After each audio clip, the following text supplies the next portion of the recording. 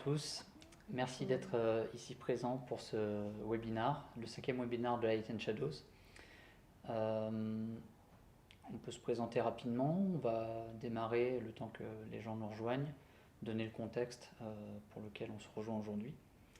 Donc Light and Shadows, c'est une société qui a maintenant une douzaine d'années. On est spécialisé dans tous les usages de la réalité virtuelle et de la 3D en général. On a commencé par des rendus précalculés et on a fait une transition assez naturelle vers l'interactivité et le temps réel au fur et à mesure. Ce qui a amené différents profils à Light and Shadows, dont des designers. Et du coup, le sujet d'aujourd'hui, ça va être l'UX design pour la XR et qu'est-ce qui fait la spécificité de notre métier et pourquoi on est ici à Light and Shadows aujourd'hui. Donc on fait partie de l'équipe de design de Light and Shadows. Donc moi c'est Clara Koscielniak, je travaille à Light and Shadows en tant qu'expérience designer et designer d'interface et designer d'expérience. Et toi? Et de mon côté, Benjamin Capel, je suis expert en design d'expérience utilisateur, spécialisé dans la réalité virtuelle et augmentée. Je suis chef de projet à Light and Shadows depuis un bon paquet d'années maintenant. Et voilà, on aimerait vous partager notre expérience sur ce domaine assez passionnant et qu'est-ce qui fait la particularité de notre métier aujourd'hui. Du coup, pour introduire les choses, on a déjà évoqué tout un nombre de termes. Je pense qu'il serait intéressant de prendre les bases et de parler de ce qu'est l'UX design de manière générale pour cadrer les notions auprès de tout le monde. Donc peut-être que Clara, tu peux commencer là-dessus. Avec plaisir. Je t'en prie. Donc j'ai parlé d'UX design, on parle d'UI design, expérience utilisateur, interface utilisateur. Donc je pense qu'on peut reprendre un peu des éléments théoriques et parler de... bon, là c'est notre présentation. Qu'est-ce que l'UX design de manière générale au travers des secteurs?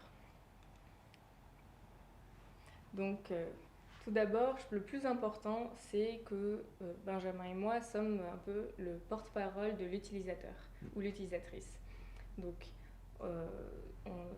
il faut trouver le juste milieu entre ce que veut l'utilisateur, comment est-ce qu'on l'aligne avec les besoins de l'entreprise. Donc on crée à la fin un produit qui est désirable, crédible, utile, mais surtout utilisable. Donc c'est là où va être le principal aspect de notre métier. Alors pour tout UX designer et toute personne travaillant dans l'UX design, le processus va être assez similaire. Donc ça commence forcément par de l'analyse de contexte, donc faire de la recherche par rapport, rencontrer des utilisateurs, faire de la recherche par rapport à leur comportement en utilisant nos interfaces. Donc, alors ça peut être de la recherche qualitative, donc vraiment trouver des potentiels utilisateurs, les interroger, et ça peut être de la recherche quantitative, notamment sur le web, quand on a beaucoup de données à analyser et de manière générale comprendre comment la personne va interagir avec une interface. Donc en fait on vient vraiment comprendre le métier, votre métier en fait, avec des techniques et des outils qu'on viendra appliquer sur le terrain pour comprendre au mieux. Oui, parce qu'on ne s'invente pas expert d'un domaine particulier. Par exemple, quand on va assister des personnes pour de la formation à la peinture industrielle, forcément, la première chose à faire, c'est d'aller discuter avec des experts dans ce domaine et comprendre le contexte d'utilisation que pourra avoir notre expérience ou notre produit. Ensuite, il y a la partie idéation, donc générer le plus d'idées, puis après les restreindre un petit peu et arriver à quoi ressemblera notre solution, quelles fonctionnalités, quelles technologies on pourra utiliser. Et donc c'est la partie aussi où on fait on sketch, on fait des wireframes, on réfléchit à quoi ressemblera l'interface de manière générale, et c'est là où on commence les prototypes.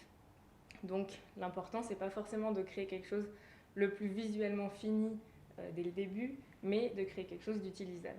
Donc dès qu'on a quelque chose, une première version d'un produit qui soit utilisable, on va la tester auprès de son audience et voir comment est-ce qu'elle est reçue, est-ce qu'elle est comprise et est-ce qu'elle répond bien aux besoins. Et le processus le plus important, je pense, en UX design, c'est la partie itération.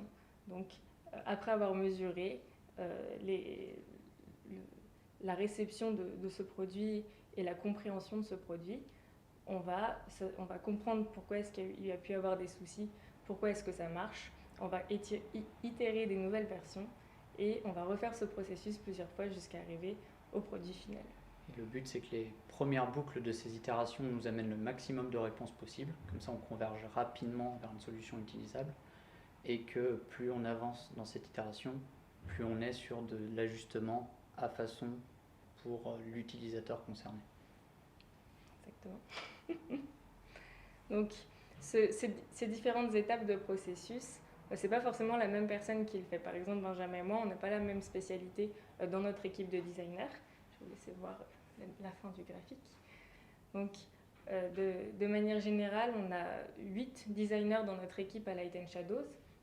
Il y a des personnes qui vont être plus axées sur la partie business, l'analyse du besoin, l'analyse du contexte, l'analyse du marché, de la concurrence, etc. Il y a des personnes un peu plus comme toi, je dirais, qui vont bien comprendre l'aspect technique, vont bien pouvoir analyser la technologie, quelle technologie utiliser, pouvoir travailler de pair avec les développeurs également et comprendre bien les interactions en AR, VR, MR et quel type d'interaction l'utilisateur aura avec son interface.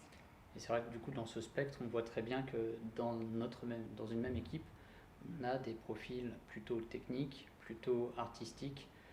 C'est assez varié et en fait, c'est complémentaire pour pouvoir designer une solution efficace. Exactement. Moi du coup, je suis plutôt dans la partie visuelle aussi, donc la partie réfléchir à quoi ressemblera l'interface et où seront placés les éléments de manière générale, puis aussi la partie finie, et puis créer des design systems, créer un tout cohérent dans le produit qu'on va créer à la fin. Tu disais tout à l'heure, on n'a pas un même ou une même UX designer dans une équipe, mais c'est pareil pour les secteurs. Au travers des secteurs, le métier du UX designer sera très différent. Alors, tout d'abord, la partie web qui est vraiment plus normée, parce que c'est forcément une technologie qui est là depuis des années, depuis des décennies même. Donc, il y a des codes, des outils qui sont bien établis, il y a du référencement qui est nécessaire, il y a des recommandations d'accessibilité qui sont déjà créées et utilisées. Après, la partie mobile, WebGL, interface 3D, il y a ces mêmes codes qui sont régis, mais de manière générale, il y a encore un petit peu de mouvance sur le type de support, que ce soit les écrans qui se plient, les différentes interactions en WebGL. Donc il y a encore des contraintes un petit peu en moins, mais aussi un nouveau terrain de jeu, des nouvelles technologies à explorer sur cet aspect. Ouais. Un vrai potentiel d'innovation sur les technologies et du coup de nouveaux usages à trouver sur ces nouvelles technos qui fleurissent. Ouais. Et donc on commence à s'éloigner un petit peu des normes bien définies et là arriver dans un territoire un petit peu plus à définir justement. Et quand on va là encore plus à droite vers la réalité augmentée, réalité virtuelle, là on va plus parler de bonnes pratiques et plus vraiment de code ou de conventions parce que chaque technologie est différente, chaque casque ou manette va venir avec ses propres guidelines. Donc, puis la diversité de manettes de manière générale, c'est quelque chose qui est encore en constante mouvance. Donc, c'est plutôt des bonnes pratiques. Il y a déjà beaucoup de choses qui ont été établies sur ça, mais c'est encore en évolution. Il faut bien continuer à être à la page sur ces technologies. Donc après la partie un petit peu théorique, on va rentrer dans le croustillant de ce qu'est l'UX pour la XR, donc ce qu'on fait nous de manière générale. Et je vais te laisser la parole. Merci. Benjamin.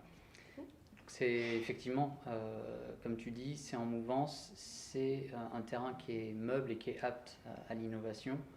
Et il y a des codes qui changent, qui évoluent. Et on va essayer d'identifier ensemble et de vous montrer qu'est-ce qui fait la particularité de ce terrain-là. Donc on a employé tout un tas de termes déjà. Je pense que c'est du vocabulaire qu'il faut vraiment essayer de cadrer, parce que c'est des termes qu'on emploie parfois à tort et à travers, ou même dans certains articles que vous pouvez lire. Au-delà même de notre domaine, parmi les mots de tendance qu'il y a eu ces dernières années, on peut parler du cloud. Aujourd'hui, on sait que beaucoup de monde l'utilise sans en avoir vraiment une notion de comment ça fonctionne. L'intelligence artificielle, c'est encore pire, je dirais, parce que on a tendance à penser que à partir du moment où on sait faire de l'intelligence artificielle, on sait répondre à toute problématique sans avoir forcément l'aspect mise en place et coût de mise en place pour répondre à une problématique précise. Donc ça fait partie des mots un peu vagabondés par moment. Sur la blockchain, c'est un peu la même chose, qui est souvent associée au Bitcoin uniquement, à tort, parce qu'aujourd'hui on peut parler de plusieurs blockchains, et en plus les blockchains, la technologie des blockchains peut être associée à autre chose que les valeurs monétaires virtuelles. Ça peut s'appliquer à plein de domaines de la sécurité informatique, et c'est voilà, des choses qui sont encore une fois en complète mouvance aujourd'hui. Si ces domaines vous intéressent, je vous encourage fortement à vous documenter, à lire, parce que ça sera les challenges de demain.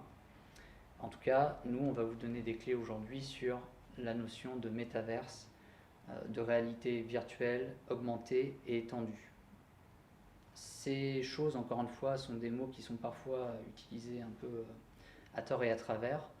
Je pense que les exemples seront les plus parlants pour essayer de cadrer les choses. Que ça soit du côté loisir ou du côté professionnel et usage au quotidien, on va voir quelques exemples. Chez Google, par exemple, l'application Google Maps a un mode où on peut se guider en réalité augmentée aujourd'hui, grâce à l'application mobile. Et du coup, on a une fenêtre vers le réel avec des éléments virtuels qui viennent nous guider, des panneaux virtuels, pour nous dire dans telle rue, à tel endroit, il faut tourner, etc. Donc tel qu'on le voit à l'écran. À partir du moment où cette information de guidage, on la partage à plusieurs personnes, on peut commencer à parler d'un métaverse dans lequel plusieurs personnes se rejoignent pour avoir les mêmes informations. Un autre exemple, je pense, qui a beaucoup fait parler ces dernières années, c'est celui de Pokémon Go. C'est d'autant plus intéressant que le CEO de Niantic s'est récemment exprimé sur ce sujet, sur comment le jeu Pokémon Go va évoluer dans les prochaines années.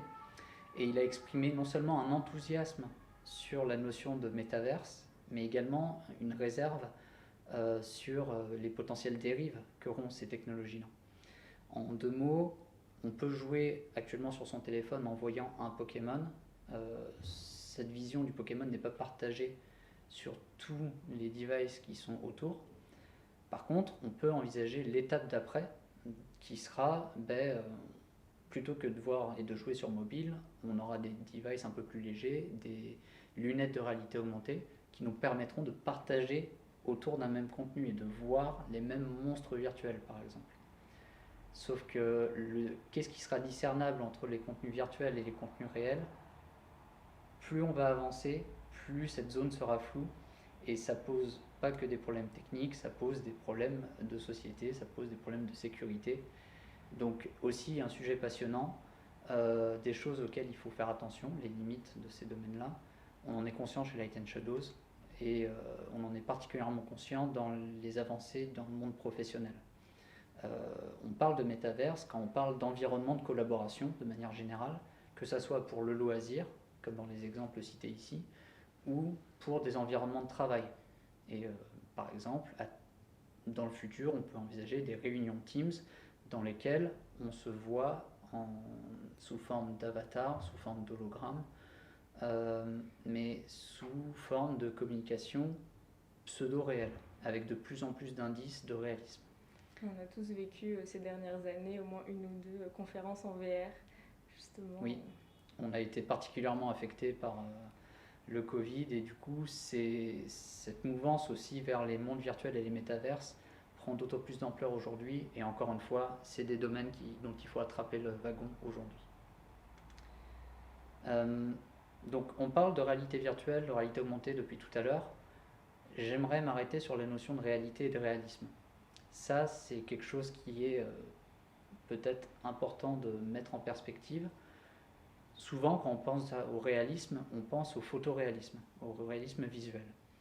Et donc, c'est assez facile de s'imaginer que plus on avance, plus les cartes graphiques deviennent performantes, plus on sera capable de faire du rendu joli en temps réel. Donc, chez Light & Shadow, c'est une de nos spécialités depuis des années maintenant. Ça fait partie des charmes de cette société et du fait que voilà, il est intéressant de faire de l'interaction aussi riche dans des expériences qui sont déjà riches visuellement à la base.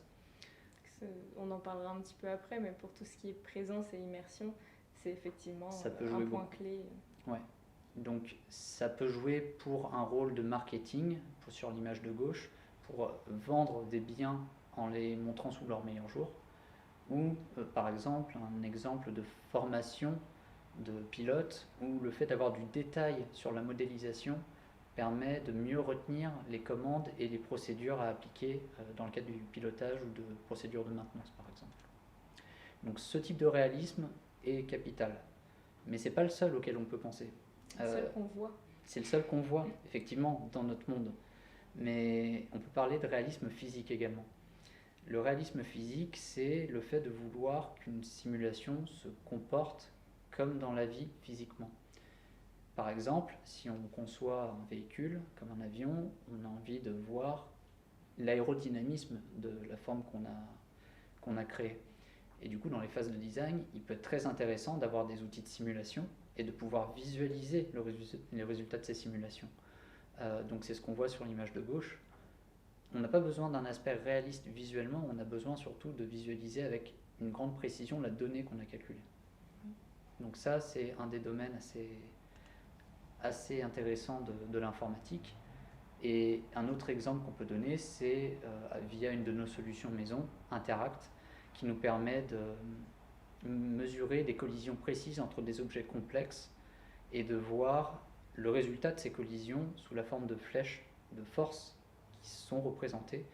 Encore une fois, c'est déterminant dans, par exemple, la construction d'un poste de travail, d'un poste d'assemblage, de voir si on ne va pas casser des éléments qui coûtera cher, si les outils qu'on a choisis sont compatibles avec le montage qu'on souhaite réaliser, et de s'en rendre compte en virtuel, ça coûte beaucoup moins cher que de s'en rendre compte en physique, en général. Puis pour la formation aussi, en termes de performance d'évaluation, je pense à l'analyse de mouvements, l'analyse de pouvoir visualiser ces mouvements, par exemple, pour un apprenant.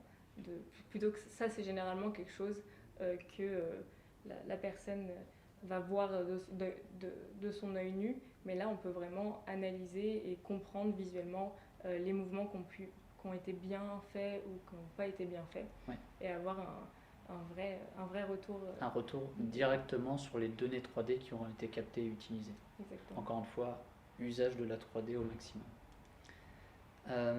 D'autres types de réalisme auxquels on peut penser, il y a le réalisme cognitif. Ça a des usages très importants dans le médical, dans le militaire, le fait de vouloir reproduire des conversations ou des situations pour faire en sorte que des émotions jaillissent chez la personne. Ouais. Et donc on n'a pas forcément besoin d'un réalisme visuel pour ça, mais plus des indices de communication non verbale. On sait que c'est une bonne partie du pourcentage de la communication, en général, entre deux humains. Et du coup, de ramener ces indices-là dans notre monde virtuel, c'est bénéfique pour avoir des entretiens réalistes. Oui, et comme tu le disais, dans le médical, ça peut aussi servir généralement de formation pour des personnes sur le spectre, de pouvoir apprendre et analyser différentes expressions du visage, par exemple. Exactement. Et voilà, si on mélange l'ensemble de ces réalismes, on peut créer des expériences suffisamment convaincantes pour produire des émotions chez la personne. L'exemple que je donne systématiquement en réalité virtuelle, c'est celui de former des réparateurs d'éoliennes. Ça coûte cher et c'est dangereux d'amener des étudiants sur le terrain. Le faire en virtuel, c'est tout de suite plus rassurant, moins cher, et ça permet non seulement d'apprendre les bons gestes, mais également de reproduire les sensations qu'on aura en situation. De se retrouver dans le virtuel à plusieurs mètres de haut, c'est aussi grisant que dans le réel. on peut reproduire des émotions assez fortes, avoir un retour haptique avec un ventilateur, c'est des choses qui se voient assez souvent dans des expériences de ce type. Donc là, on décrit des réalités qui sont assez proches de la nôtre, mais en fait, on peut parler d'une réalité virtuelle, on peut en décrire plein. Un exemple qu'on peut donner, c'est celui du jeu Beat Saber, que beaucoup d'entre vous connaissent sûrement. Dans ce monde-là, il y a quelques métaphores qui sont utilisées. On a un sabre dans chaque main, qui nous permettent de trancher des blocs qui nous arrivent dessus, et on a des flèches sur ces blocs qui nous indiquent une direction et un sens. Une fois qu'on a compris ces règles-là, on a tout compris de l'univers Beat Saber, et on peut s'amuser à casser des blocs sur le rythme de la musique et à améliorer son score, à augmenter en difficulté. Mais on voit que quelques règles simples permettent de consolider un réalisme et un environnement. Mais c'est vrai que c'est aussi je vais reprendre le... Merci. C'est pas des règles qu'un designer en créant Beat Saber a sorti de son chapeau. C'est basé sur des principes qui parfois sont également des principes du X-Design qui ont été créés il y a des décennies. Mais c'est des principes assez généraux. Dès qu'on crée une expérience, un produit en réalité, en technologie immersive, on va prendre en compte ces piliers, disons, d'XR Design. Donc tout d'abord, il y a confort et sécurité.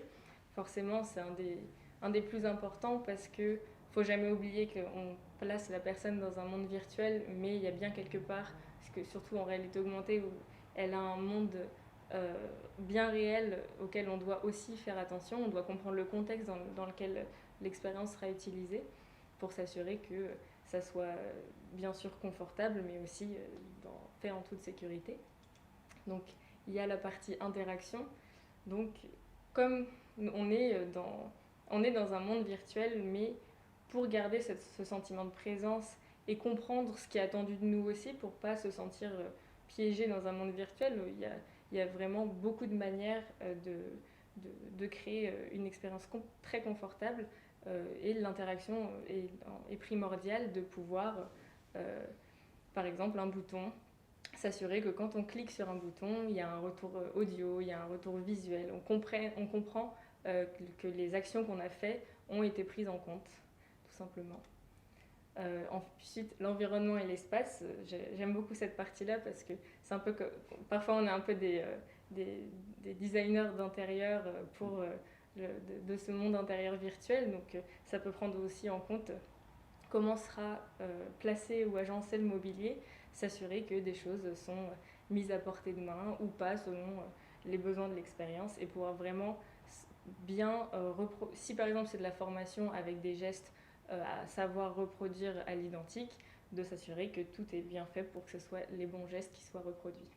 J'aime bien cette notion de design d'intérieur parce qu'on design l'intérieur du monde virtuel et on s'assure que ce design respecte les contraintes du monde réel aussi.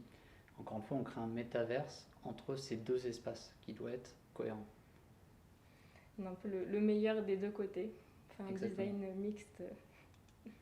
Et on a forcément la multimodalité. Il faut aussi qu'on prenne en compte que la personne en VR, en AR, c'est le corps entier qui doit être pris en compte. C'est pas seulement une interface 2D où il y aura le visuel, la souris ou du scroll. Là, on peut utiliser les manettes, on peut utiliser les mouvements, on a mouvement de la tête, mobilité. Il y a d'autres manières d'analyser aussi différentes parties du corps. Et vraiment, c'est une des plus grandes richesses qu'on a dans les technologies immersives. Donc on peut en jouer, on peut avoir des retours audio un peu partout autour de soi. On peut avoir des technologies haptiques de type des manettes, par exemple, qui vont vibrer quand on va attraper quelque chose, ou des sièges selon certains simulateurs. Enfin, c'est encore en complète évolution, ce type de technologie. Je trouve que l'aspect magique qu'on découvre quand on commence la réalité virtuelle et l'interaction là-dedans, c'est qu'on a tout à coup deux mains, deux choses qui nous permettent d'interagir au lieu d'une seule avec la souris. Et rien que ça ouvre un monde et une capacité d'interaction beaucoup plus grande qu'avec une interface plus classique. Et puis c'est beaucoup plus logique, parce que la souris, quand elle est arrivée, c'était pas logique d'avoir à bouger quelque chose sur une surface plane pour faire bouger un curseur quelque part. Là, il y a un côté vraiment, j'ai un objet là, je vois mes mains, Très indirect. Je le prends. Effectivement. Ensuite, il y a présence et engagement, donc toutes ces manières de créer une vraie immersion ou mettre l'utilisateur ou l'utilisatrice, c'est une manière de créer aussi un engagement. Donc pour la formation, c'est une manière aussi de mieux mémoriser le contenu qu'on doit mémoriser.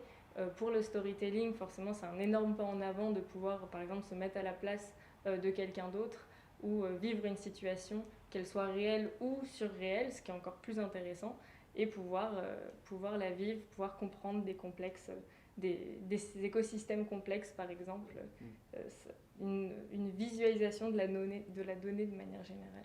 C'est vrai que c'est assez important cet aspect de présence parce qu'il ne suffit pas d'immerger la personne en lui donnant le meilleur casque de réalité virtuelle, les meilleurs casques audio, pour qu'elle se sente investie d'une mission dans cet environnement qu'on lui propose.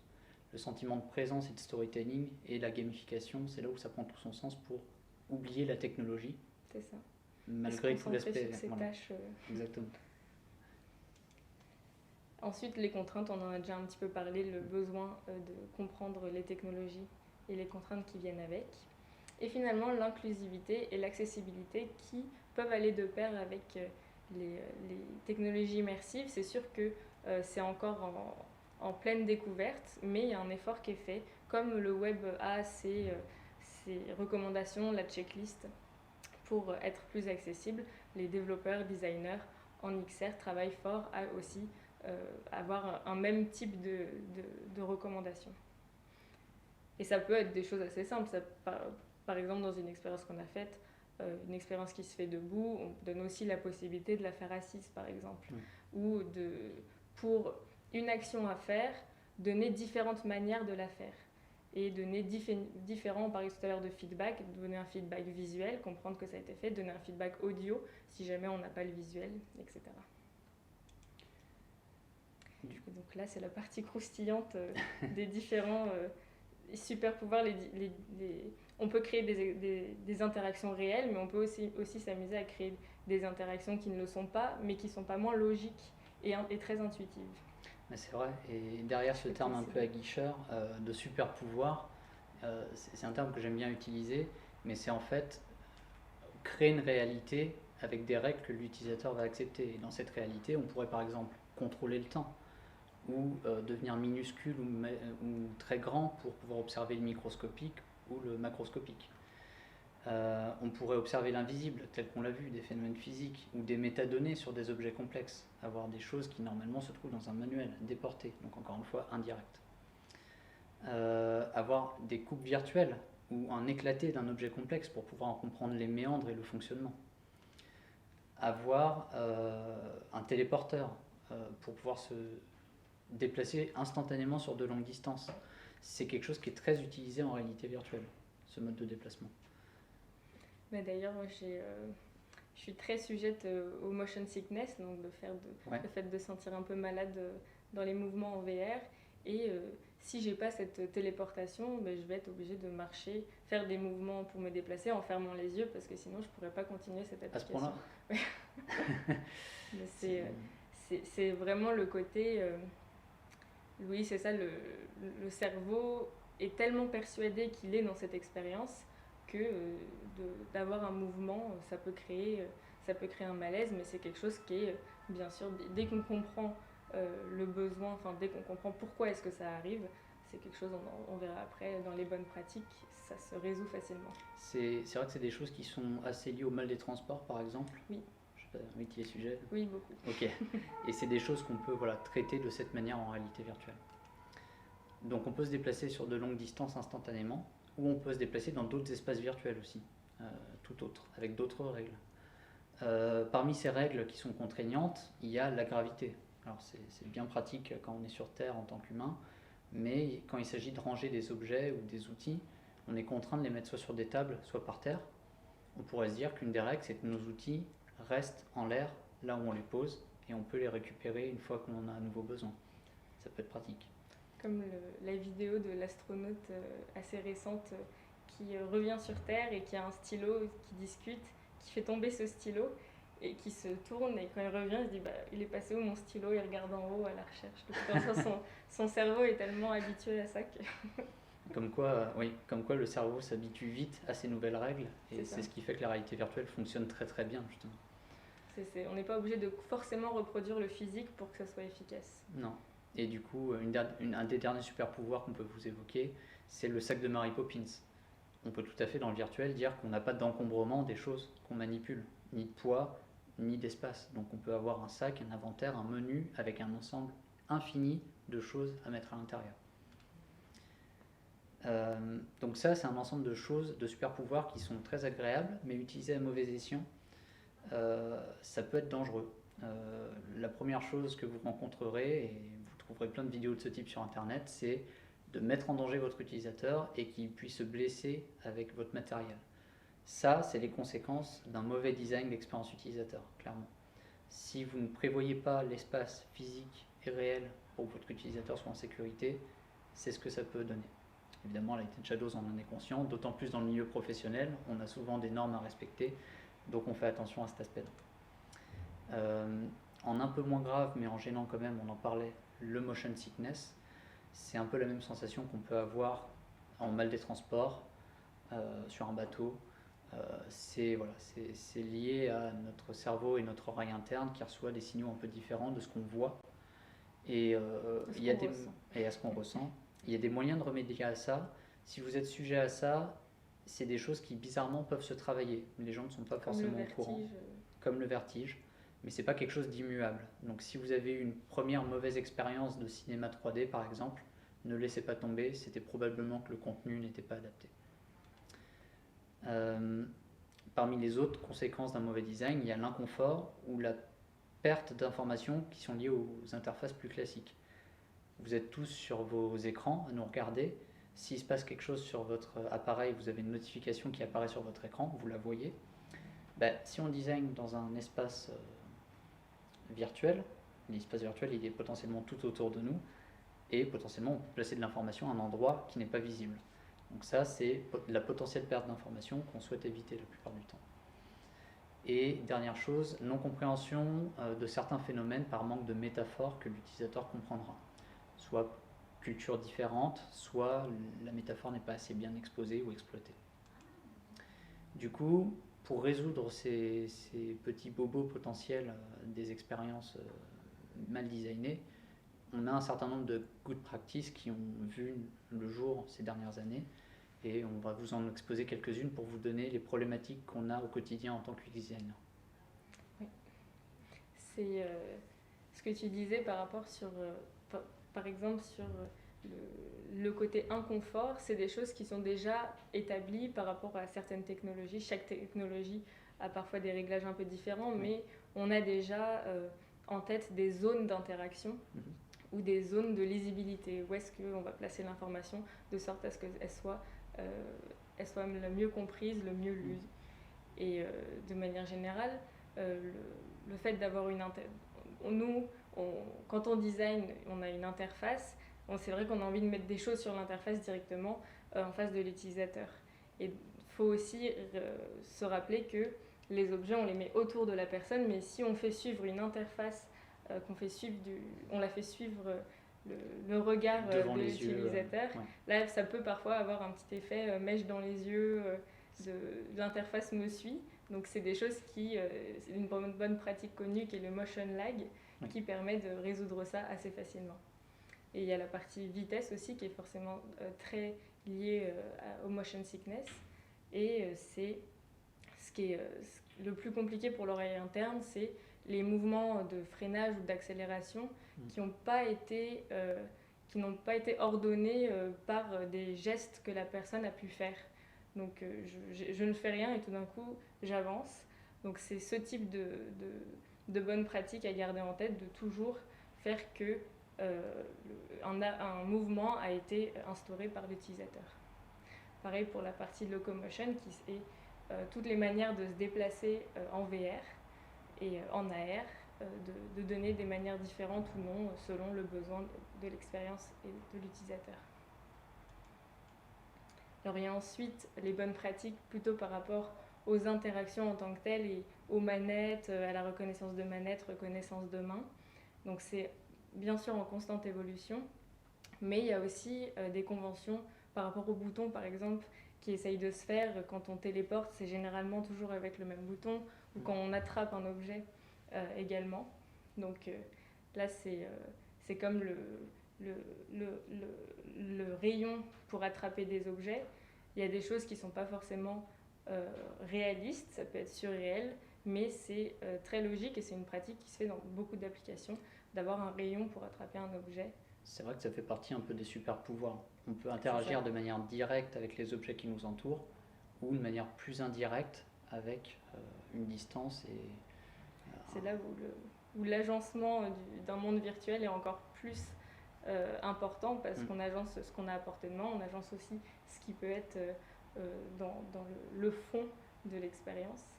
Et c'est aussi une question d'accessibilité, ça peut être très pratique de ne pas avoir à se déplacer et pouvoir interagir avec des objets loin de soi.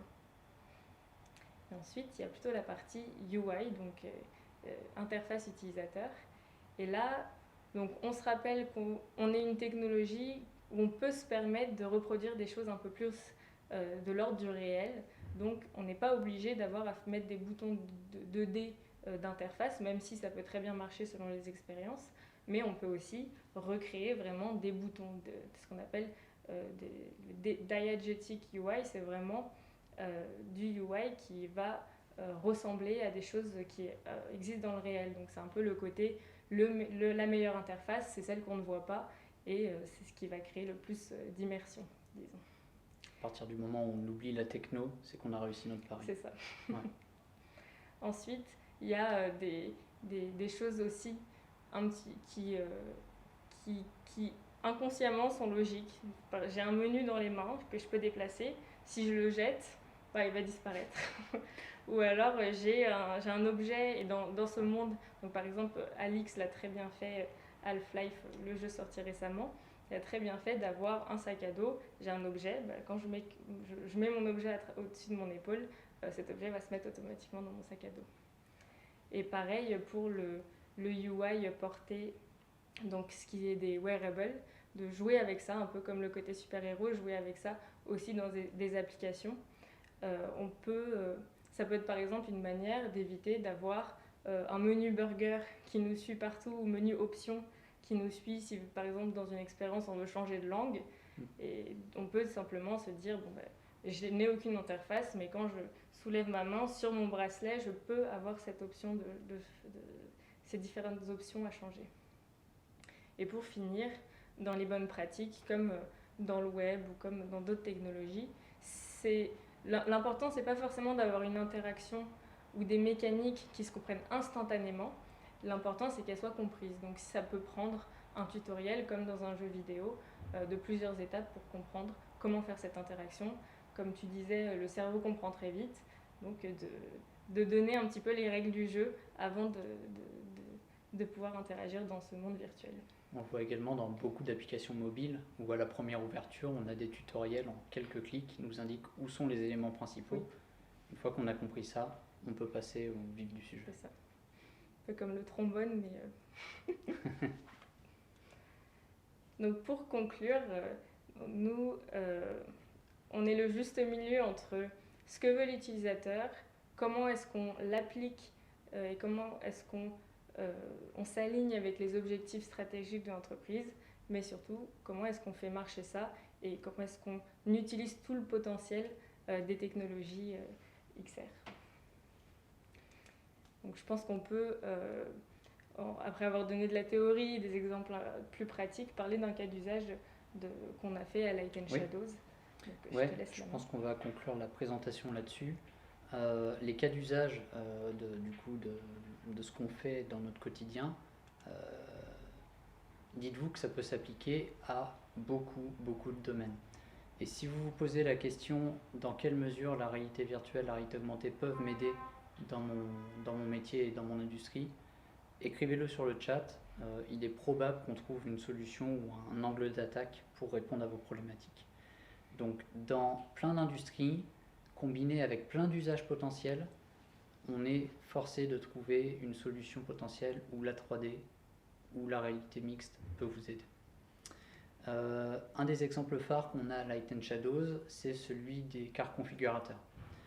On a travaillé cette expérience ces dernières années, on l'a décliné sous différentes technologies. Cet aspect-là, on l'a travaillé de la manière suivante. C'est un outil d'aide à la vente. Donc on a au moins 2 acteurs, un vendeur et une personne qui va potentiellement acheter le véhicule.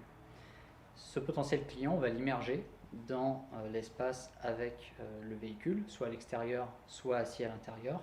Ça lui permet de se rendre compte des espaces, des options, et le vendeur peut augmenter son discours avec une tablette qu'il aura dans la main et une application télécommande où il retrouvera toutes les options, éventuellement les options de stock,